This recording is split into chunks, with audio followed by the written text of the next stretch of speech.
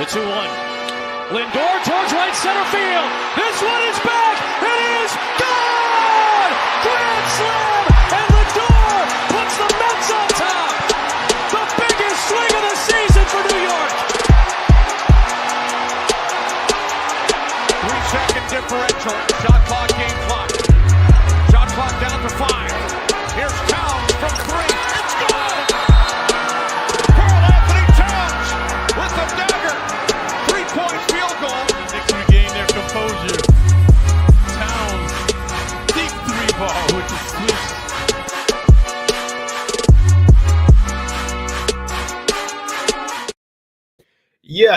Yeah. What is going on, everybody? What is going on? It is your guy, David, aka Top Bunk Sports, with another live. And I'm here with a special guest, the OG from Knicks Twitter, Nick and Ada. What is good, baby? What's going on? Welcome, man. How you feeling?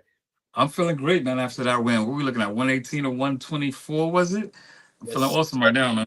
Yes, sir. 124 to 118.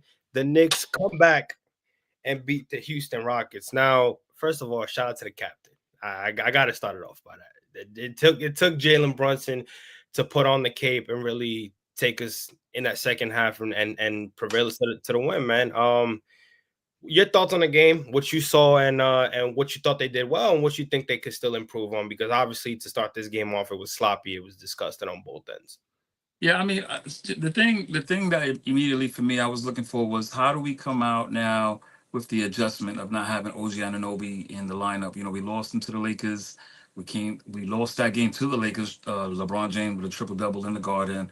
Amazing performance by him. So we were coming off the loss there, and we lost OG Anunoby. So for me, it was like, okay, we're going to get Precious in the starting lineup. There's an adjustment, right? There's an adjustment to everything that OG does and what the team does while he's out there. So there was that. That was the first thing I was looking at. The second thing I was looking at, man, it's almost – I almost don't want to bring it up, but I gotta bring it up because it really just drives me crazy, man. We tend to get into it with these referees. We tend to complain after the slightest contact.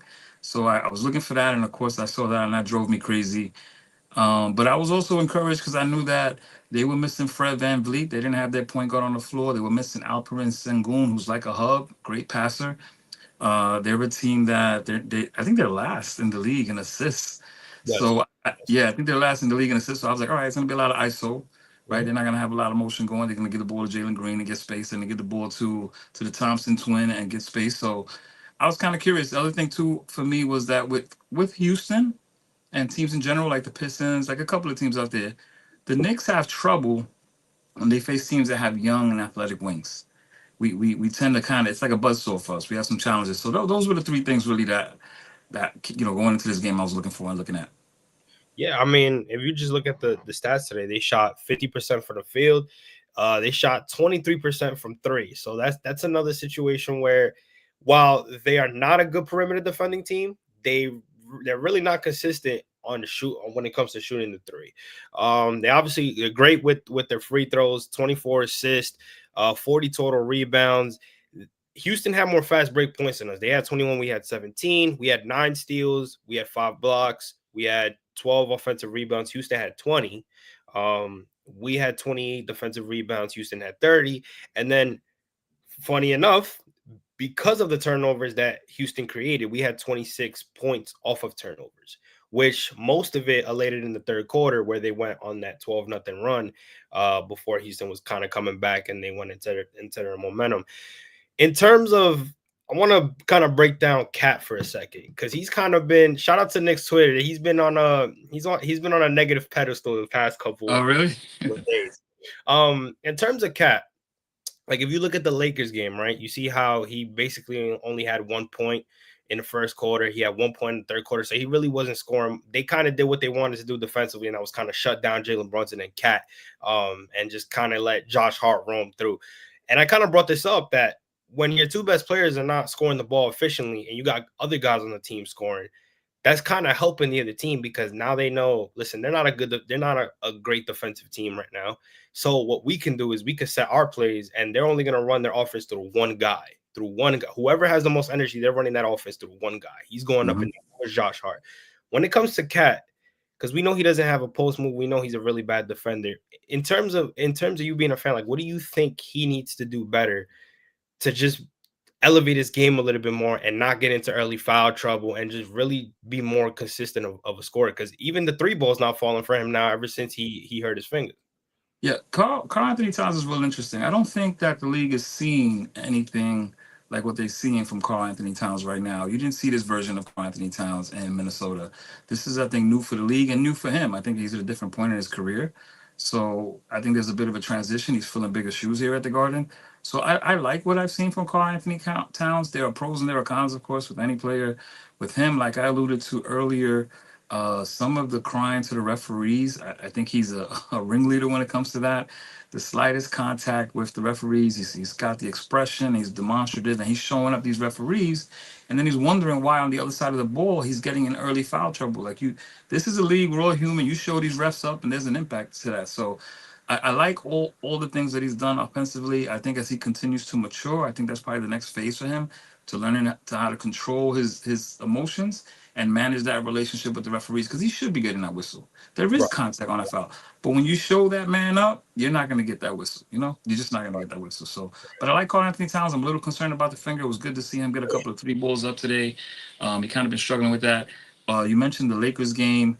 I think in that Lakers game, I'm going to tip my hat to Redick and the Lakers. I think they had a game plan, and I think they executed that game plan when it came to kind of neutralizing Carl Anthony Towns. And credit to them that they put that in effect, and we didn't adjust. We didn't make any kind of change to get Carl involved.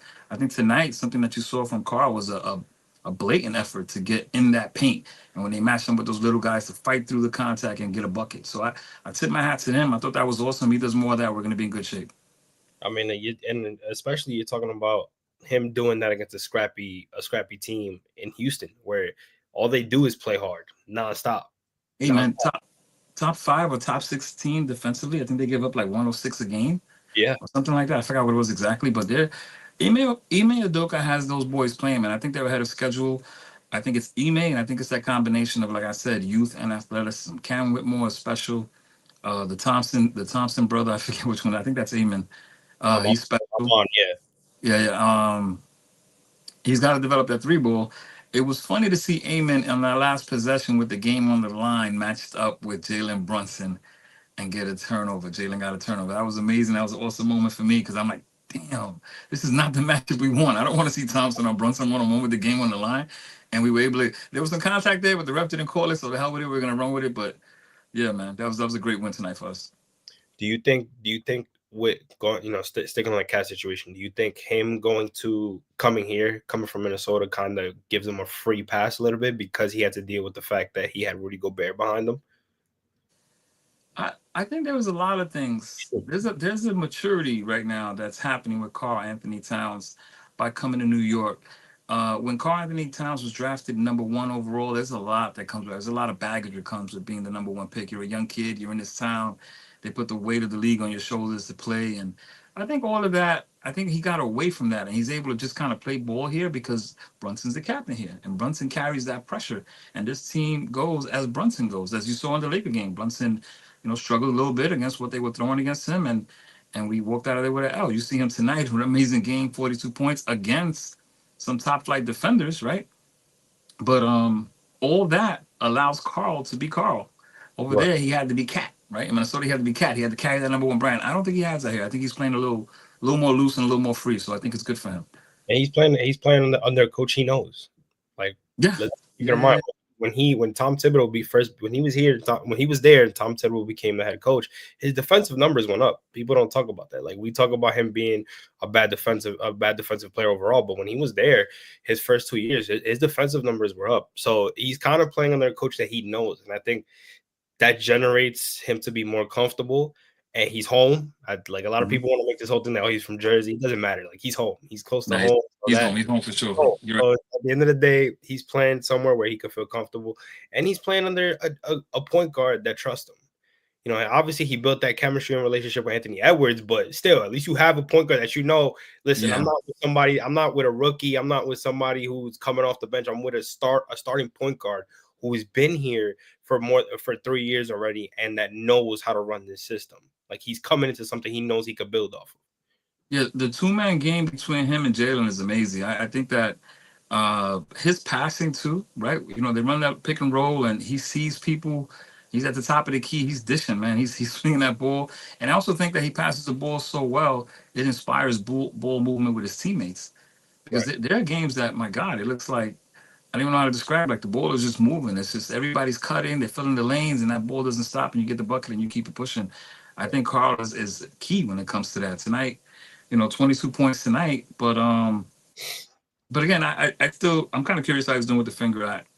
I don't know how that's going to go. I want to see what happens there with his finger, but good to Right. see him have a good game tonight, especially what you mentioned about the smaller defender. That's been the label for him that he struggles against those smaller defenders.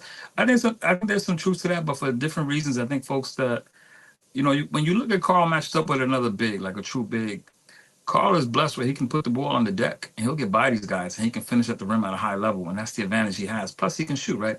Now, when you get these defenders that they have agility to kind of take away that first step because they're smaller. Like you said, they're smaller defenders, somebody 6'9", 6'10", with a little athleticism. They take away Carl's first step. So then now he's got to kind of change his approach. So now it's back to the basket, baby. Now you got to be a true big, and you just got to lob that ball in there and put that man up against the glass and get the 2 points. So it was good to see that tonight. Absolutely, absolutely. Like we mentioned before, Jalen Brunson obviously leading the way, 42 points, 6 rebounds, 10 assists, 2 steals. He was 14 of 17 from the field. He was 1 for 4 from three. You have Mikal Bridges, 22 points, 3 rebounds, 4 assists. He had 1 steal, 2 blocks. He was 9 of 18 from the field, 2 of 7 from three. You had Karl Anthony Towns, 22 points, 9 rebounds, 2 assists, 1 block, 1 steal, 9 of 20 from the field, 1 of 5 from three.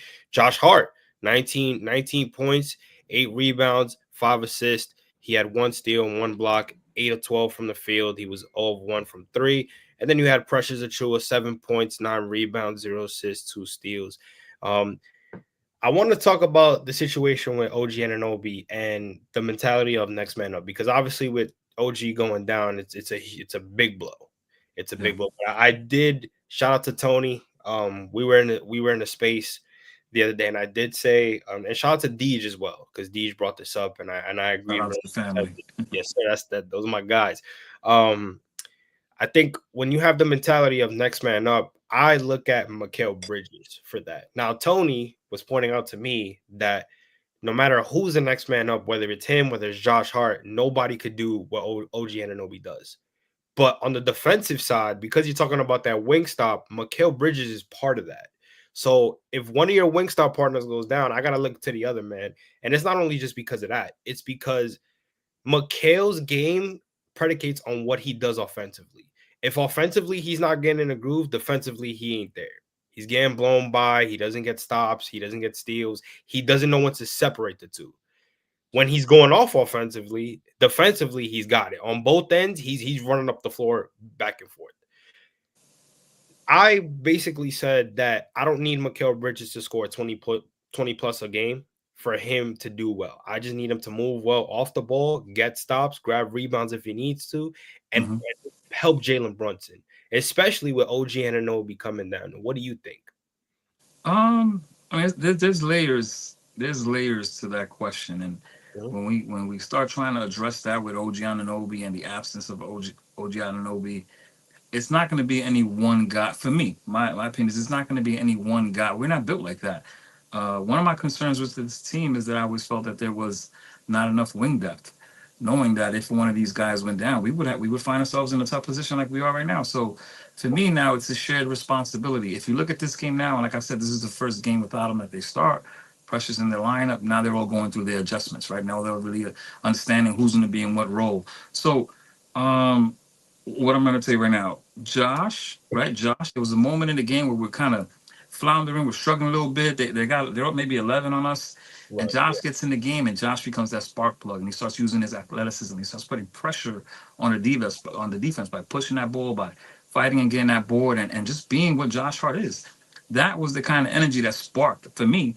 That because he closed the gap. I think even at that point we went into the half, we're down 5, and into that third quarter they kind of opened it back up, Yeah. but it was Josh for me, that energy doing what you were describing that OG does with the movement and playing in the lanes and all that.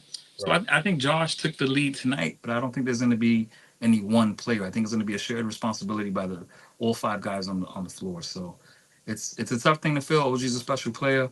But I think as far as like who fills that gap, you mentioned Mikal Bridges. I really like Mikal Bridges. Some of the things that you pointed out about Mikal Bridges, I thought were some of his struggles early in the season. I think at a point he kind of got over that hump. You may still see it here and there, but like I said, they're going through a transition now with OG out. But I think Mikal, the thing that people kind of forget is that Mikal right now has become the point of attack defender. That is a huge responsibility. You look at who he was facing tonight.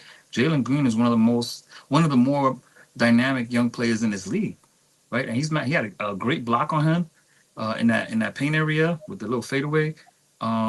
You can't ever really dismiss that responsibility because it's imagine guys trying to take away Jalen Brunson, right? That's what we're asking McCall do to everyone else. So it's a tough position for him to fill. I think he's doing really well with it. I think he's got over that hump now where he's found his way a little bit. I don't know the number. You mentioned 20 points a game. I don't know what that number is, where I think it's going to be a sweet spot for him. But I think the fact that he is that point of attack defender, he carries a different kind of responsibility. So I always kind of cut him a little slack. Especially because we're looking at him more as a defender more than an offensive player. That's all. It's all he's been known as, a really great defender. That kind of goes back to my point: is I don't need Mikal to score 20 plus to do well, especially now with OG being out. But there's so much that he carries that not everybody looks at, because now you're kind Mhm. of seeing a different branch of Mikal. I mean, even when he was in Brooklyn, when he was a sole guy, he was not only the defensive threat, but the offensive threat. Everything was running Yeah. through him. He was running. He was bringing up the ball. He was their point Right. guard. He was running everything for him. So it's a different layer. It's a different layer of things, especially now that you're looking at him. Now he's coming into a team where before he was across town. He was the main guy that they were running everything through. Now you're coming in where they're focusing on, yeah, you have your offensive bag, but we need you to be that wing stop, like they Yeah. always say. So Yeah. I look at him and I think he could be. I think he's going to be a real special player for us, man. But like you mentioned, he was the main option in Brooklyn here. Not so much, but I the thing that I wonder about out loud, I'm gonna wonder about it out loud, is I think if we gave him more possessions on ball, right, right? And I know he's got the responsibility of being a point of attack defender. I just finished making that point. But right. I would love to see him on ball, and I'll tell you why. I would love to see more catch and shoot Jalen. Catch and shoot Jalen was one of the top catch and shoot players in the league. And when we lost Randall and the gravity that Randall presented, we kind of lost catch and shoot Jalen, because catch and shoot Jalen no longer exists. He's handling the ball. He's trying to let other people get their shots and also carry the offensive load. He's the engine. He's Right, really the engine right now. And that's what it is. right. You talk about in the playoffs, it's going to get interesting because it's an 82 game season. It's a grind. Teams come in. They know what the job is. In a 7 game series, right? When you think about what happened during the COVID season with Randall, where teams can now load up because it's a 7 game series. They're focused on you.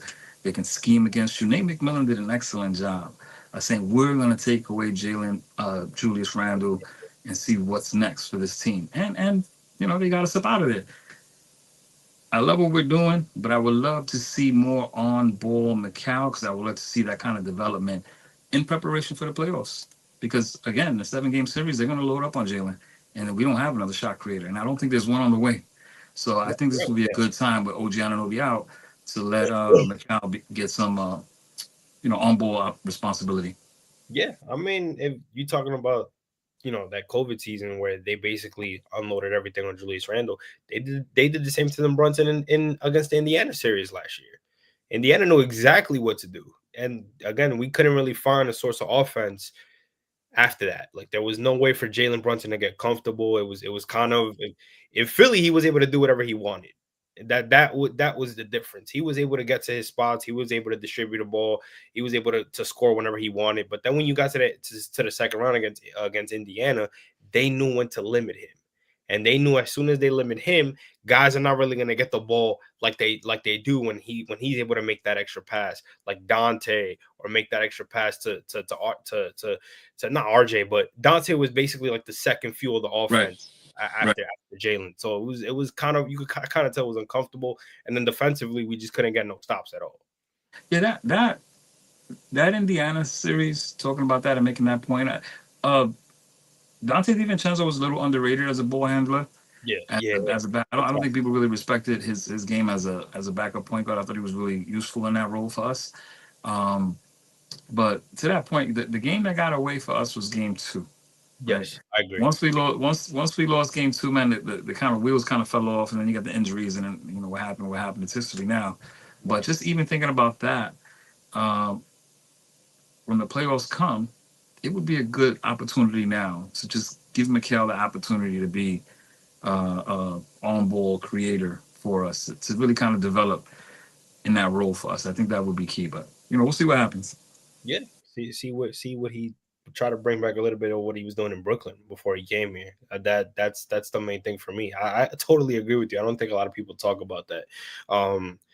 The two more questions that I got for you. Well, the last one I'm gonna say because I think everybody's been talking about it. But the one thing that I wanted to ask you was in terms of Mitchell Robinson coming back. What do you think? What do you think they're gonna do with him? Because I'm gonna be honest with you, I don't see that brother. If OG's thing is a minor a minor thing, I don't see him starting again. I think he's coming off the bench. Do you think it's gonna be a situation where they're gonna keep him and use him as that rim protector coming off the bench, or do you think they're actually gonna move him with the trade deadline coming near? Um.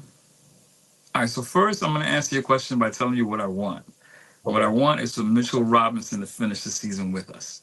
I Okay. think right now Mitchell Robinson is exactly what the doctor ordered. Tonight we find ourselves in a dogfight against this team, but you made a point earlier, and we never really addressed it, but you made a point early when you were talking about some of the stats, right? The game stats. They out rebounded us by at least 10 or 12 rebounds. Yes. All those second shot opportunities, they're not going to get that with Mitchell Robinson here, man. They're Right. just not going to get that. And whatever you want to do creatively with the lineup, whether you're doing Mitch off the bench 15 minutes, maybe you get 5 minutes of Carl and Mitch on the floors to give them a different look. I think that's exactly what we need here. We don't find ourselves in this position if we have a better rebounding effort against this team. And it's nothing against our boys. Houston's a great rebounding team, right? So I think that Mitchell Robinson is just what the doctor ordered for us.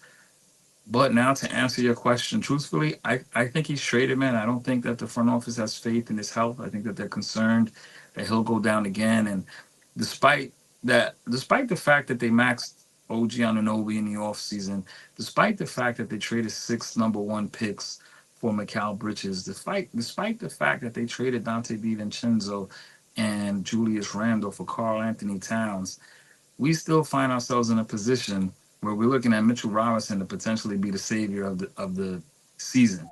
It's funny But enough, right, right? right, like, and but that's and I don't want to say I'm the savior, that he's the savior, but I do want to say emphatically he is just what the doctor ordered for this team. Let's keep him, and if we can go get another wing, one of these bargain basement guys like Torrey Craig will do.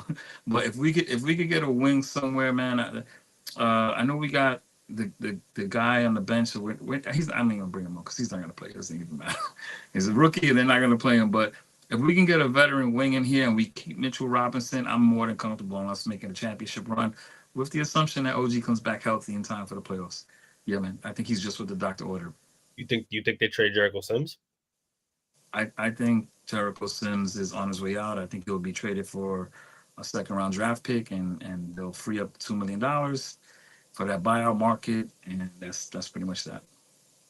So, last question that I want to ask you, obviously, before we wrap it up here, like I said, guys, it was something short. Wanted to get my guy on, talk about the game a little bit, kind of, pick his Appreciate you. Thank you for having me on. Thank you, bro. Thank you, brain. everyone. Appreciate you. It's a little bit non-Nick. I want to get your opinion on the whole Luka Doncic and AD Oh, situation because to this day, I'm gonna tell you why I had to ask you because with the knowledge that you have, and I pick it, and I learn so much from you when I have conversations with you, whether we're at watch parties or whether you're in spaces.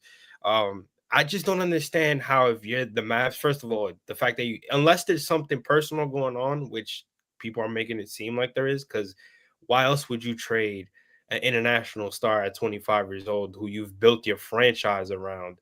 And then on top of that, the package that you get for him is not even what a 25-year-old, not even in his prime international star, you would get. Like you can't even do that in 2K. Like I put it in 2K right now. I can't even do it. Like it's very. I think if I was a Mavs fan, I wouldn't even go to a game for the rest of the season. Just and it's not Yeah. has nothing to do with AD. It has nothing to do with AD. I think they got something where their mission right now is, we need one guy to bring up the ball and lead his offense. They obviously thought that it was Kyrie.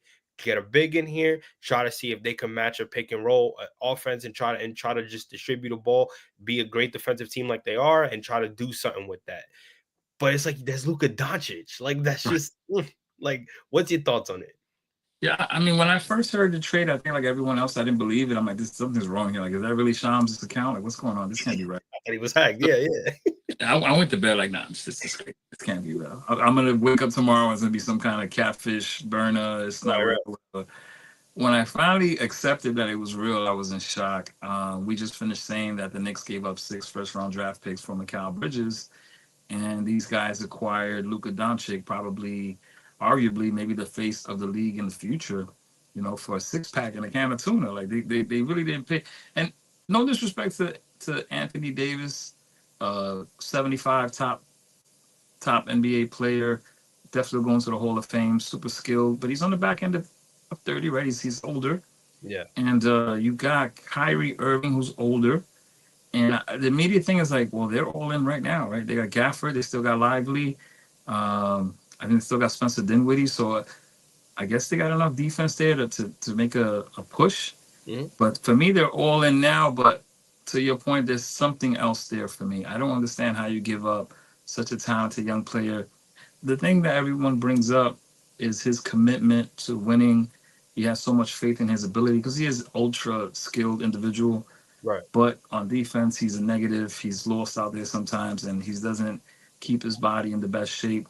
When you talk about Kobe Bryant and the Mamba mentality and guys who dedicate themselves to their craft, and then guys that, as they get older and their body changes, they don't adjust because they live off of their skill. And there are a lot of players in the league like that. There are a lot of young players. That's why the average NBA contract is about 5 years long.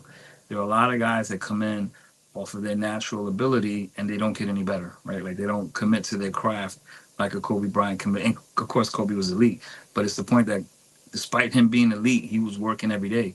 He was the first guy in the gym and the last guy out. So that's the kind of mentality that people question about Luka.